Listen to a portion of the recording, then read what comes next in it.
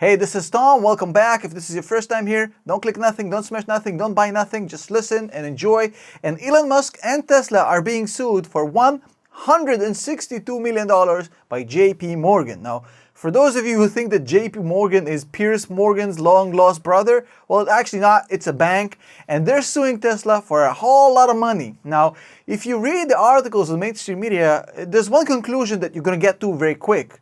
The reporters who write these, they don't understand what they're writing about because clearly they can't explain what's going on. I read 7 different articles and none of these reporters in mainstream media understands what the lawsuit is about. They're just reciting the PR notice.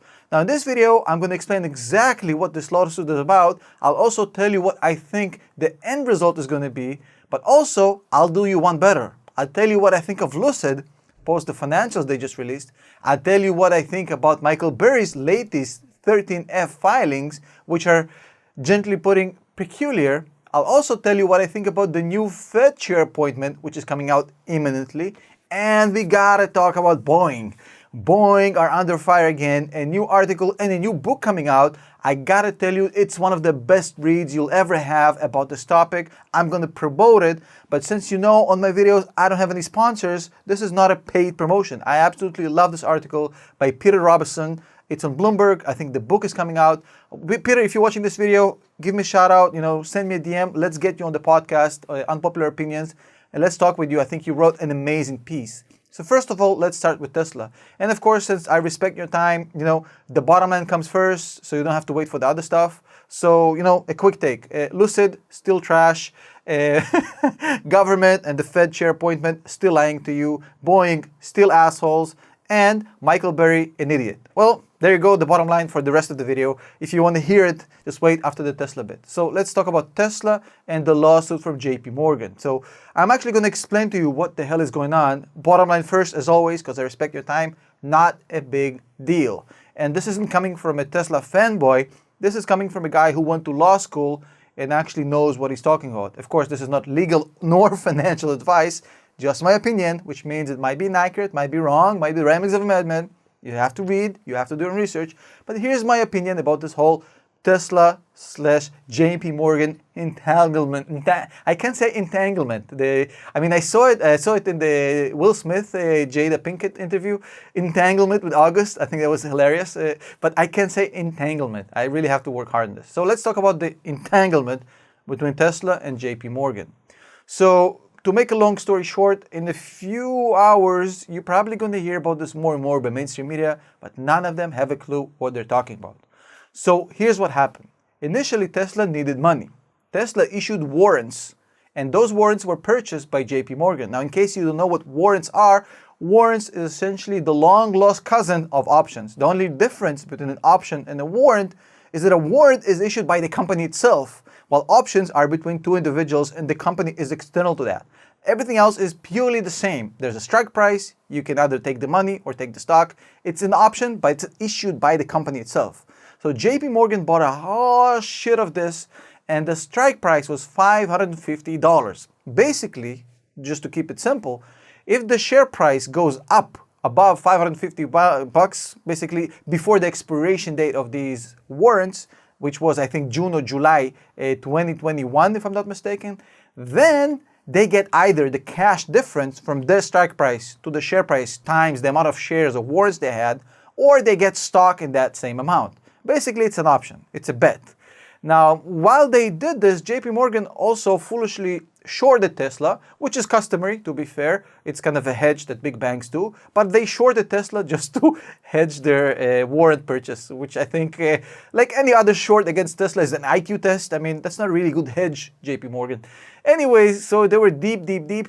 And then what happened is that Elon got into an entanglement with the SEC, where he tweeted he's going to take the publicly traded company Tesla private at $420. Subsequently, as you may have heard, Elon Musk was mandated to pay $20 million and Tesla $20 million. He was basically called a fraud by the SEC, paid the money, and everybody forgot about this. But what most people don't remember is basically once he went out with this public announcement, shortly after he rescinded it, basically saying, yeah, we're not going to do this. And that was the end of that. But throughout this process, what JP Morgan did is they used the clause in the agreement they had with Tesla, according to which they could lower the strike price and increase their gains if a material M&A event would have happened. Basically, a merger of Tesla or a Tesla sale. Let's say Apple buys Tesla, like a cataclysmic M&A, merger and acquisitions event that would have completely changed the company, would have given JP Morgan the right to lower the strike price, adjust it, and then get more difference, more money. And which they absolutely, it's a bank, so they jumped on that opportunity.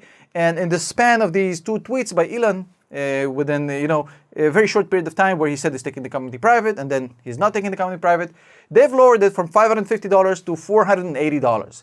Initially, by the way, to $420. Then when he said he's not going to do it, they raised it to $480, not back to $550, to $480. So basically, they pocketed about $70 per share, which is a lot of money because they're talking about a lot of shares. And this is where the beef started, and it never ended. So basically what happened is that obviously, what happened with the share price, it went parabolic. And now JP Morgan wants that money from $480 all the way to the current share price, which is a lot of money. Tesla paid some of it, but they're not paying the full price, obviously, because they're saying that the strike price should have been $550 as originally agreed, because JP Morgan had no justification to one-sidedly reduce the price because of a few tweets by Elon. JP Morgan is saying otherwise. The feud is about $160 million. My guess where this is headed, I think Tesla have a better case than JP Morgan, but I think as far as a pragmatic solution, I think they probably settle for 50 to 60 million, which Tesla will pay JP Morgan just to go away. I don't think it goes to full-on litigation. But then again, this is Elon, so you never know. But if Elon decides to take this to court, I think he wins. I think he has a better case. But if there's any lawyers on the plane, let us know below what you guys think. Speaking of planes, Boeing is in the headlines again. Peter Robinson, Bloomberg article, highly suggest you read it. Basically, the title says, Boeing built a dangerous plane, lied about it, and then blamed the pilots. Peter, love your work. Please reach out to me. Would love to interview you. Read it. I think it's a brilliant piece. And I think basically it shows how criminal the 737 MAX that happened with the Boeing actually was much worse than we know.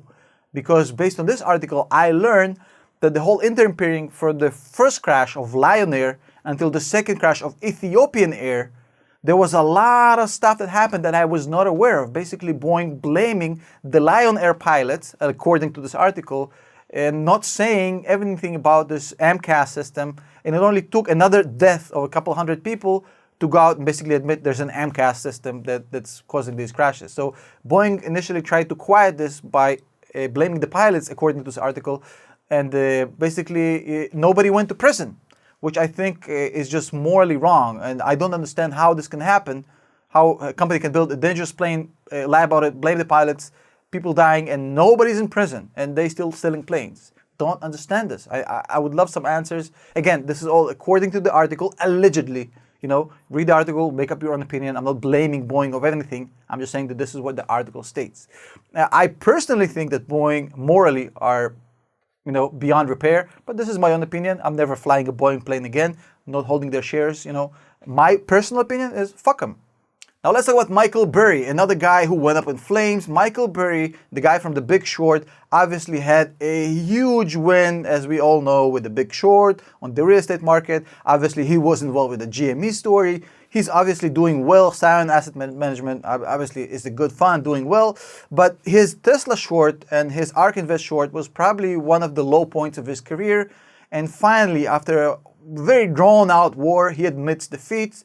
Yesterday, the 13Fs come out. If you don't know what a 13F is, it's a filing that discloses the holdings of Scion Asset Management, which is his firm. He basically gave up. He basically admitted that he was wrong. He closed the position, the short he had on Tesla. He closed the short he had on ARK Invest, basically admitting that he fucked up. I think he's a very successful guy. He predicted a lot of the bad things that happened, but I think his Tesla short and his Gordon Johnson in it so long, refusing to give up based on ego, basically overshadows his former success. But again, just my own opinion. Now, I do want to talk to you about what went on with Lucid. My goodness, Lucid. Lucid just came out with the quarterlies, and the quarterlies were just abysmal. 230,000 in sales instead of the expected 1.25 million. 41 cents loss per share instead of the 25 expected. And so far, in the first 9 months of the year, they lost $1.5 billion. That's a whole lot of money. And when I hear Rawlinson speak, I don't get confident like I do with Elon. Sorry. I don't see a lot of these cars being posted on social media. I don't get the vibe and the buzz that we had initially with Tesla. Something is off about Lucid, at least for me personally. I still need to see more before I get on this hype train. I know it's going parabolic, everybody's making money, the share price is great, but as far as the company itself, I have a lot of doubts. I need to see much, much more. Now, I do want to talk about finally what's going on with the Federal Reserve. They're supposed to announce imminently on the new Fed chair. It's either going to be Jerome Powell or the other guy. Forget his name. Nobody cares. Obviously, everybody knows it's going to be Jerome Powell. He's going to get the job. And his repayment, I think, personally, would be not to pull the trigger on the interest for another 2-3 months, to let Biden breathe a little bit, to get back in the saddle. And then I think he's going to do it in February, March. He's going to pull the trigger, and then everything is going to come down quite heavily. But then it will allow Biden, to last another few months and just to chill with this whole Christmas. Don't fuck with Christmas. There's one thing don't fuck with Christmas. So if you're expecting a market crash following a taper tantrum, probably looking at February or March, though, like Michael Burry says, you never know. Michael Burry successfully predicted 6 out of 0 crashes. So I'm not going to predict another crash here. I'm just saying that if it happens, it probably happens in February or March. But then again, nobody knows. As always, a huge shout out to our Patreon community. As you know, this video is not sponsored by anybody because I'm so picky with my sponsors. I haven't picked any. The only sponsors is our patrons and channel members. If you want to become our Patreon, there's no extra content. There's nothing there. It's just a donation to support the channel. It's $5 per month if you want to be a supporter. The link is below. I'd appreciate it. If not, it's all good. Just watch the videos. See you tomorrow.